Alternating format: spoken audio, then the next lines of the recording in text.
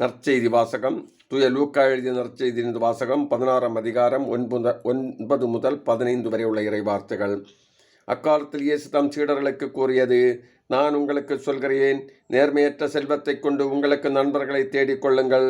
அது தீரும் பொழுது அவர்கள் உங்கள் நிலையான உறைவிடங்களில் ஏற்றுக்கொள்வார்கள். மிக சிறியவற்றில் நம்பத்தகுந்தவர் பெரியவற்றில் நம்பத்தகுந்தவராயிருப்பார். மிக சிறியவற்றில் நேர்மையற்றவர் பெரியவற்றில் நேர்மையற்றவராயிருப்பார். நேர்மையற்ற செல்வத்தை கையாளுவதில் நீங்கள் நம்பத்தகாதவராயிருந்தால் யார் உங்களை நம்பி உண்மை செல்வத்தை ஒப்படைப்பார்?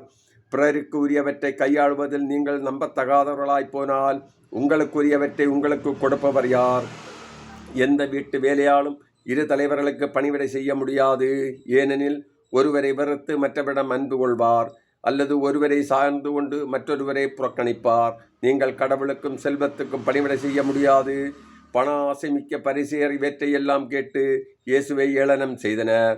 அவர் அவர்களிடம் கூறியது, நீங்கள் உங்கள் மக்கள் முன் நேர்மையாளராக காட்டிக்கொள்கிறீர்கள். கடவுள் உங்கள் உள்ளங்களை அறிவார். நீங்கள் உங்களை மக்கள் முன் உயர்ந்தவர்களாக காட்டிக்கொள்வது கடவுள் பார்வையில் அருவருப்பாகும் என்றார். இது கிறிஸ்து வழங்கும் நற்செய்தி. கிறிஸ்துவே உமக்கு புகழ்.